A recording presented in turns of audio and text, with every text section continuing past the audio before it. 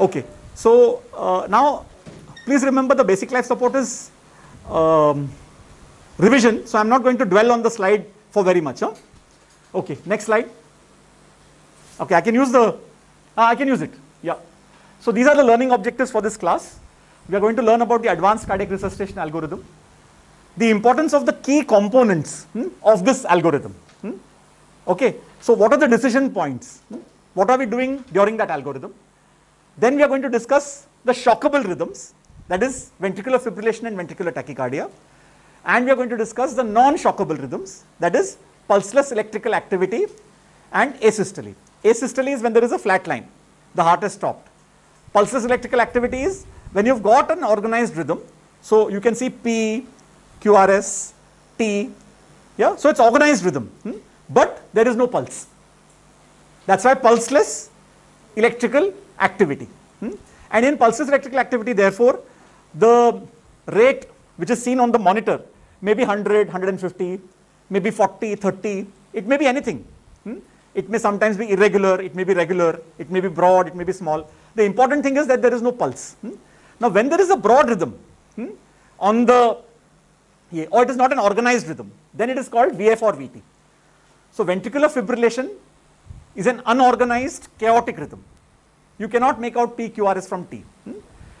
Ventricular tachycardia, you can see broad QRS complexes, but you cannot see P waves and all that. So, ventricular fibrillation and ventricular tachycardia without a pulse, they are shockable rhythms. Yeah, so that algorithm goes in a different direction. Non-shockable algorithms go in a different direction. Okay, so shall we start? Okay, so this is a case, 60-year-old ECG technician collapses while attaching a 12-lead ECG to a patient. The technician has not complained of discomfort before her collapse. A code blue was called. A colleague begins CPR immediately. Describe how you would direct the management of this patient. Okay, so the code blue is announced. You know the criteria for announcing a code blue. Yeah. So this patient had collapsed. CPR was started immediately means there was a call for help after diagnosing that the person was unresponsive. Then the pulse was felt. Since there was no carotid pulse, compressions were started. After 30 compressions, 2 breaths were given. Okay. Now, this is all that you can do alone without any equipment. The next step after you have begun CPR is to diagnose the rhythm. Okay, so you can see here in this algorithm, start CPR, give oxygen, attach the monitor defibrillator. Now, especially when you are in the EMD and ICU, we don't have the facility to call a code blue. We have to manage on our own. So get the oxygen, get the monitor defibrillator, get the crash cart, yeah, start oxygen, start CPR, and at the earliest time, attach the defibrillator and check if the rhythm is shockable. If the rhythm is shockable, that is ventricular fibrillation or pulseless ventricular tachycardia. You see it's written PVT. So P means pulseless ventricular tachycardia, you need to give a shock. If the rhythm is not shockable, then it is asystole or PEA. So I've explained those terms to you. And then you've got a particular algorithm for ventricular fibrillation, pulseless ventricular tachycardia, and you've got a pulseless, and you've got an algorithm for asystole. Similarly, these boxes on the side, they tell you on how to do good CPR. You can look at it in your book. So CPR quality, there are 4 or 5 points. How to give defibrillation, there are 4 or 5 points. Drug therapy, there are only 2 drugs, epinephrine and amiodarone. Then when and how to take an advanced airway, what to do for that. If there is return of spontaneous circulation, that means the pulse comes back, then what are the actions to do? So that's the next part. And the last part is the reversible causes, what we describe as the 5 H's and 5 T's. So this is the universal algorithm. This is all that we are going to cover in the course of this class. Okay, so the quality CPR. So BLS has to be very good. You have to do early defibrillation. Very good. Third, identify a reversible cause. If there's a reversible cause, then the chances of coming out of the cardiac arrest are higher. VFVT, if it is because of myocardial infarction, 80-90% of people can survive. Did you all read about that footballer? Kya naam tha re? Anybody follows football? Denmark, yes. Eriksson, yes. She's a football enthusiast. Chris Eriksson, I think. So he had a cardiac arrest. and on the field, they called the team, they resuscitated him. He probably had a VFVT. He came back and now he's back to playing football. So that's how important it is in the right kind of case. Now in the hospital what happens is now we become a little, we become a little negative, because most of our CPR efforts now, they don't lead to a positive outcome. But please remember, in the right cases now, the outcome will be very good. It may be 90%, 100%. Yeah. So therefore we have to do CPR. And of course we have to identify those who are not going to benefit from CPR. So we don't waste our efforts. Okay. Okay. So that was the third element about doing early defibrillation. The fourth element was reversible causes. Yeah, like I told you. The next and the last one is after there is a return of spontaneous circulation. Yeah, you need to think of all the things that may go wrong. You know, for example, airway. Is the person breathing all right? Huh? Breathing. Is his oxygen saturation normal? Is his air entry equal? While doing CPR, have I broken ribs? Yeah. Then circulation. Is the blood pressure all right? What is the non-invasive blood pressure? If the blood pressure is low, do I need to give noradrenaline or dopamine? Then, is the rhythm irregular? Do I need to give amiodarone? Can I get an echo done to see if the heart is pumping properly? Do I need to get an ECG done? Does he have a myocardial infarction? Because I need to treat that, otherwise he'll get another cardiac arrest. So that is C. Then D is disability. So this comes to us from the trauma algorithm, ATLS algorithm. So there we have ABCD and we have primary and secondary. So this is like a secondary survey from trauma. So D is for disability. So you have to quickly check the person's neurology. Yeah. So, you know, after cardiac arrest, what do you expect will the pupils be? Will they be small? Will they be large? What do you expect? The pupils are likely to be large, huh? Because you've given a lot of adrenaline. So adrenaline being a sympathetic drug, no? It causes dilatation of the pupil. So you're likely to get dilatation of the pupil. And if the cardiac arrest has been there for a long period, no? Then the GCS, the Glasgow Coma Scale, will be 3 immediately. Okay. Now, if the GCS is low, then of course you'll need to manage the airway, intubation, ventilation, like that. If the blood pressure is low, you'll need to manage it with fluids, with noradrenaline, adrenaline, whether he needs to go to the cath lab, have an angioplasty. Okay. And D is disability neurology. So to improve the neurology, to prevent the brain from suffering from hypoxic ischemic damage. Hypoxia because there was no circulation, no oxygen was reaching. Ischemic because there was no blood flow. So that is called hypoxic ischemic damage to the brain. So to prevent this hypoxic ischemic damage, yes, Sister Jagdale or anybody wants to answer, what do we do in the ICU? We don't do it as often as I would like you all to do it. We tend to forget it. What do we keep in the fridge to give during cardiac arrest? Post cardiac arrest, after RSC? Do you keep cold saline in the fridge? You're not using it as much, otherwise you all have told me quickly. So you can give up to 1 liter of cold saline. So what you want to do when you give cold saline, no? You want to bring the temperature down. What is that called? Bringing the temperature down? What's the term for it in medicine? Hypothermia. So you want to induce hypothermia. The temperature that you are aiming for now is not very low. You are aiming for a temperature around 36. Normal body temperature is 37.6 or 98. So you want to bring it to 97. Yeah, or 96, not less than that. So by giving cold saline, you will be able to induce hypothermia. So once you induce hypothermia, then the next step is to maintain that hypothermia. So then you put, how can you maintain hypothermia? What do we do, sisters? Packs, ice packs in the axilla, ice packs in the groin, wet towels, pankha. So that's how we usually induce hypothermia in our setting. Okay. Beyond that, you can induce hypothermia by using special blankets or by utilizing a special hypothermia machine. Okay. So like I said, now we have not been doing this often enough. So we must do it, and it is especially important now if the person's Glasgow Coma Scale is less than 8. after you've recovered from cardiac arrest, Glasgow coma scale less than 8 means that this person is headed for hypoxic ischemic damage. So you want to cool the body, to cool the brain. If you cool the brain, metabolism comes down. Yeah? And then metabolism coming down will protect the brain tissue. Okay? So where were we? So reversible causes. Then I've told you about return of spontaneous circulation. We spoke about advanced airway. And I told you the only important drugs are adrenaline and amiodarone. Okay, so that's what we're going to cover. So this you all know. And you all know that the sequence has changed. It's now circulation, airway and breathing in cardiac arrest, yeah, in BLS. Is that okay, everybody? So these are the components of quality CPR. See how the hand is placed. See how the second hand is cupped over the other hand. See how the wrist, elbow, shoulder are all working as one unit. Yes, and movements are at the hip joint. Okay, in order to get a good compression. So you can see quality CPR, the points are chest compression rate 100 to 120, compression depth 5 to 6 centimeters in adults, 4 centimeters in infants, 5 centimeters in children. Chest wall recoil should be complete.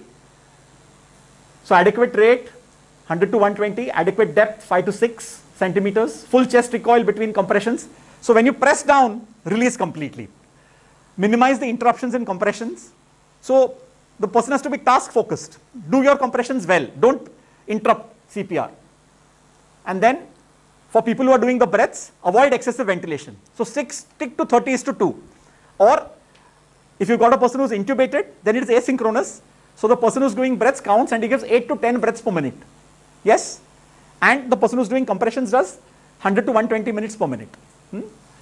You can see the compression to ventilation ratio is 30:2 for adults, 30:2 for a single rescuer, and 15:2 for 2 rescuer CPR in pediatrics.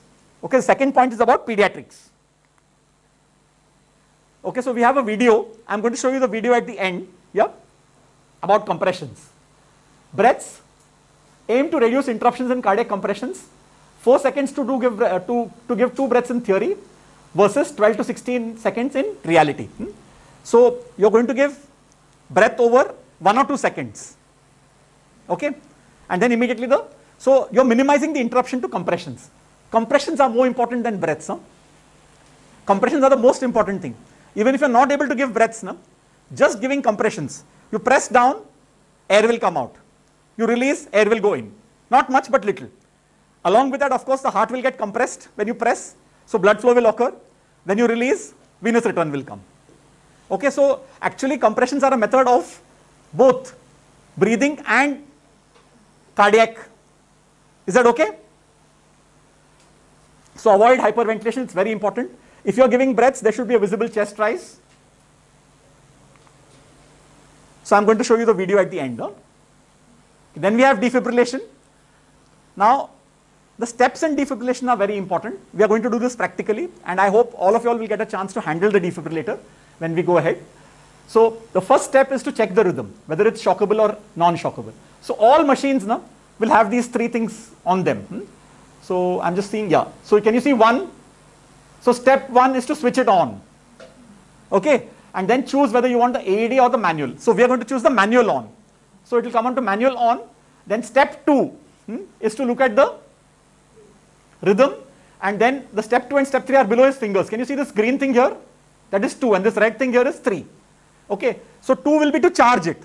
But first you diagnose the rhythm. So what rhythm is this? It's already diagnosed for you. Ventricular fibrillation. So already the machine has suggested that you should give a shock because it's on AED on. Okay, so second step has happened, and then 200 joules has been selected. Okay, so when you're going to do it manually, then what you have to do, not AED, manual, then you have to turn this, and this blue button has to go and sit at 200 or at 150 here. Once it sits there, then you have to press button 2 to charge. All defibrillators will have these 3 steps. This is a Philips defibrillator. Now the new ones we have are neon codon. Neon codon, yeah. So we'll show it to you. Then the next step is to press the button. Okay, you can see here you have to do safe defibrillation. So we're going to see those steps now. Before we do that, I told you that you can have almost 100% survival. That Ericsson fellow, footballer, who survived.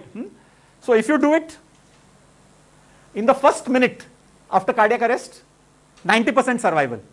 If you do it at 10 minutes, 8 to 10% survival. But see, for VFVT, even up to 9 minutes, there is an 8 to 10% survival chance. Yes? So therefore, what happens? You call the code blue. The aim is that the machine should reach within 3 minutes to the place where the cardiac arrest has occurred. So it will reach somewhere here, 3 minutes. So you have a 60% survival. So you should still have a 60 to 70% survival in the appropriate group. It's not for all cardiac arrests. It's for VFVT cardiac arrest occurring in the setting of myocardial infarction. Okay? So here you have all the 4 rhythms. So now we'll just diagnose the rhythms. Yes, somebody? Ventricular fibrillation.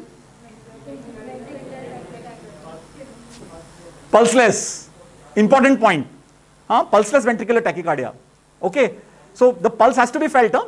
So pulseless VT and ventricular fibrillation are shockable rhythms. Pulseless electrical activity. It is looking like PQRST sinus, but there is no pulse. Therefore, it is PEA. Asystole? Okay, correct.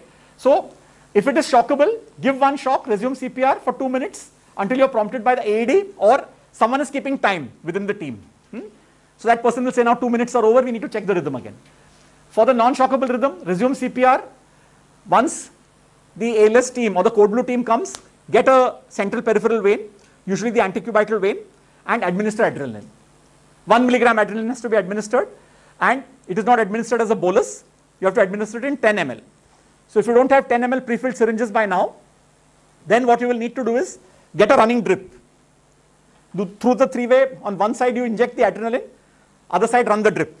Yeah, unless you give enough volume, the 1 ml will go only till here. It has to go to the heart, so you need something to flush it in, or you need at least 10 ml of saline. Okay. So safety points for defibrillation.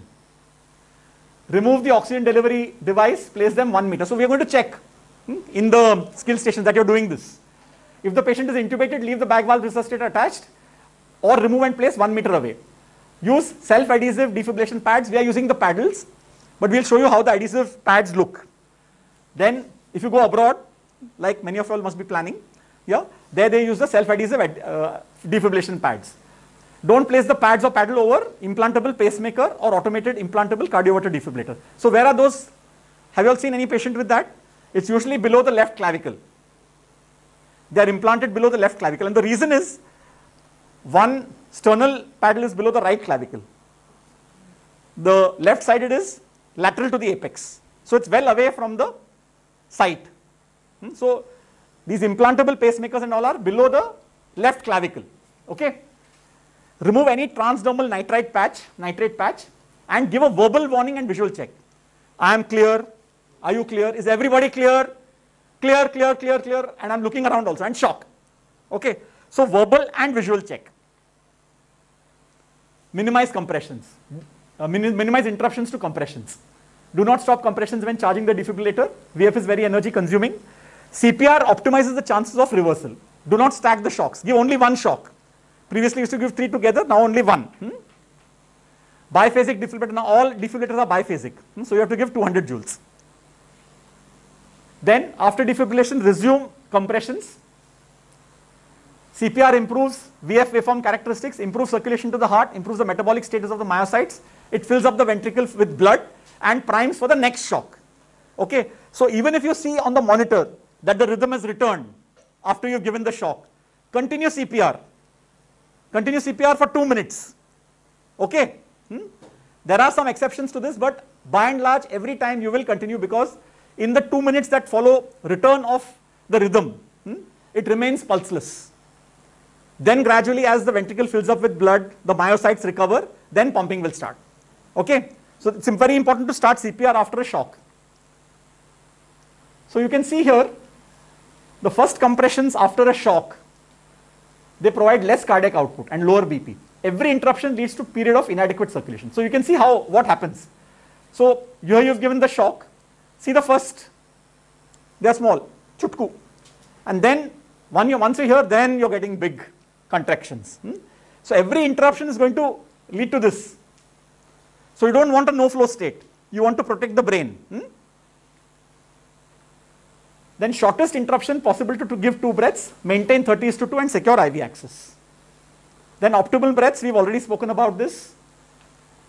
So after 2 minutes or 5 cycles. Now 2 minutes and 5 cycles, both are important. So 5 cycles means 30:2, 1, 30:2, 2, 30:2, 3, 30:2, 4. I'm in my last cycle now. So the person who's doing compressions or the person who's doing breaths, he shouts this out loud. So in the 5th cycle, now, I'm going to start preparing for defibrillation or to check the rhythm. Check the rhythm. If it is a shockable rhythm, then I'll give a rhythm. Okay. Then you give the second shock. If the rhythm is still VFVT, give the second shock till the defibrillator is charged. Now if you look at your algorithm, so let me see who can quickly tell me what the next step is. You've given the second shock, you've resumed compressions. Which is the drug to be given? Adrenaline? No. Epinephrine. After the second shock, epinephrine. Even though it is VFVT, giving epinephrine is important. Okay. So here the correct answer is adrenaline. Okay. Of course you have started the CPR and then you are giving adrenaline. No? So epinephrine has potentially beneficial physiological effects. 1 milligram IV bolus followed by a 20 ml flush. If VFVT persists after the second shock, you have to continue giving shocks every 2 minutes and adrenaline after every 2 cycles. Yeah, so that every 2, that means 2 minutes. So 2 minutes plus 2 minutes, so 4 minutes. So supposing I have given it after the second shock, no? Then I give the third shock, then I give the fourth shock, then I give adrenaline. Okay, so adrenaline is given every 3 to 5 minutes till there is return of spontaneous circulation. Is that okay? See your algorithm. Chalo, open your algorithm and see it. Yeah, can you see that adrenaline is there? Ha नको का हा कुठला उघडलाय सो? First one. हा नाही हा नाही. हा. बघ. हा इथे. हा. आणि मग काय म्हटलं every 3 to 5 minutes. बरोबर ना? आता third shock नंतर काय होतंय बघा. So after the third shock, then amiodarone comes in. If there is a change in rhythm, at 2 minutes you're checking the rhythm, no? If there's a change in rhythm, you check the pulse. If there is a pulse, that means there is return of spontaneous circulation. If there is no pulse, it means that there is pulseless electrical activity. Then you continue compressions and give adrenaline. So amiodarone, dose of amiodarone, 300 milligrams bolus after 3 shocks. Then after the 4th shock, you may give 150 milligrams more.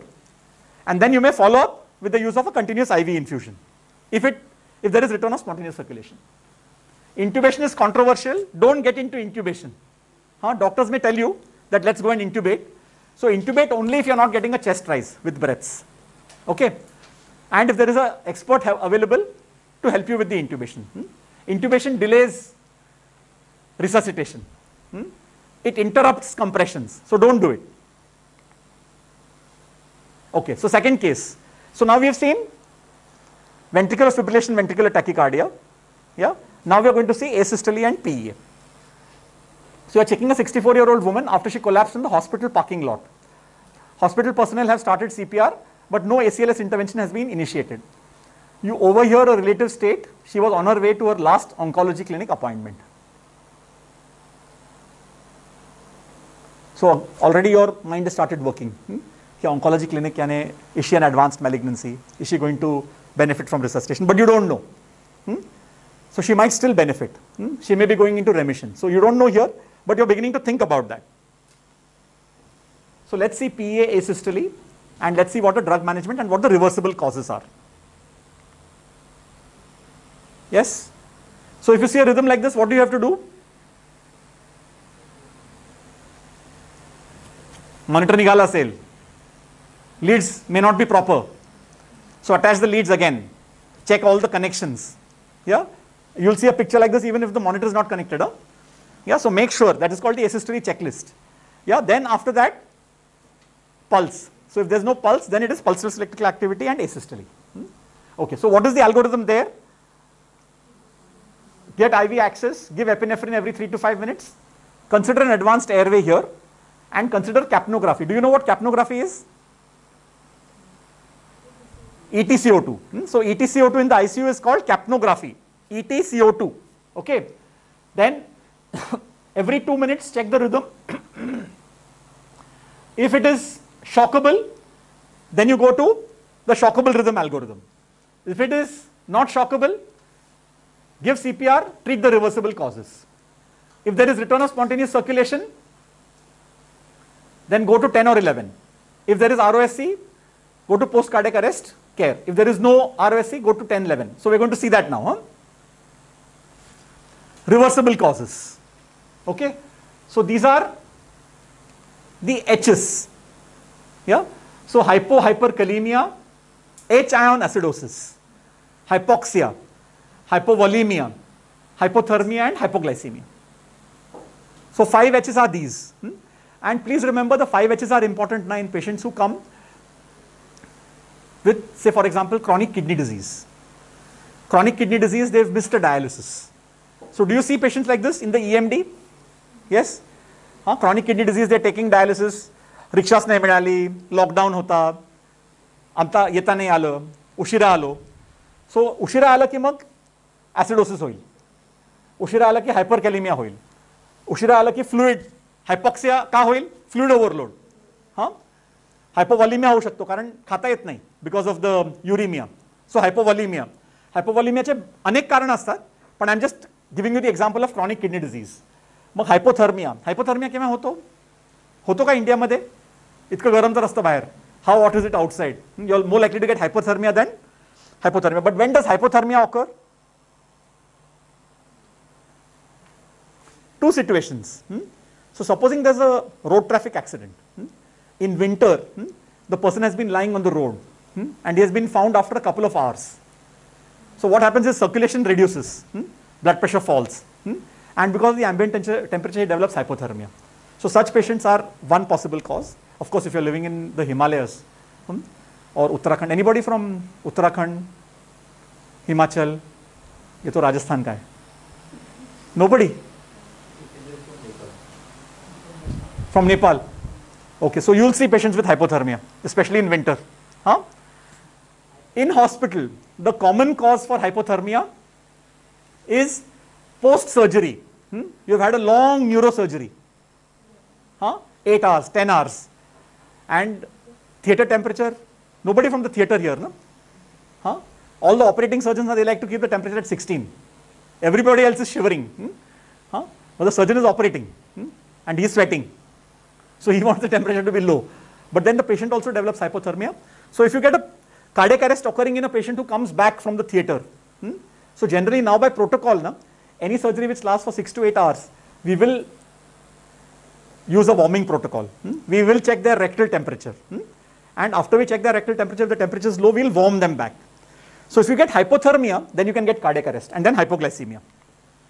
Then we have, of course, these 5. Now you can think of these 5. So tension pneumothorax, tamponade. Tamponade means around the heart, in the pericardial cavity, there is collection of blood or fluid. So tension pneumothorax and cardiac tamponade are most common in patients with trauma. Then of course toxins, important toxins that cause cardiac arrest, organophosphorus poisoning, okay, opioid overdose. Then coronary thrombosis means cardiac arrest, it means MI, myocardial infarction, coronary thrombosis. Pulmonary thrombosis means pulmonary embolism. So all these are the T's. So 5 H's and 5 T's. So we have to optimize chest compressions. We have to minimize interruption to compression. We have to minimize the pre-shock compression interval. Try and maintain adequate oxygenation. Time to defibrillation is the most important thing. So you have to defibrillate as early as possible. Yeah? So it's important to call the code blue early. Get the defibrillator. If you're in the EMD or in the ICUs, get your defibrillator close by. If the team is late in arriving, the code blue team, go ahead and defibrillate. So if there is a delay in compressions, you may give a little bit of compressions. Yeah? Otherwise, if you have the defibrillator available, you will check the rhythm and give the shock. Then of the drugs, epinephrine is the most important. Vasopressin is optional, we have not discussed it at all. We have adrenaline, adrenaline is cheap. And second drug is amiodarone in VFVT after the third shock. Don't forget to search for reversible causes. Yeah, the 5 H's and 5 T's are very important. If you are able to identify and treat a reversible cause, 90 to 100% of time you will get return of spontaneous circulation. Whether the person survives or not after that will depend on what his underlying condition is. Okay. Okay, so questions, any questions?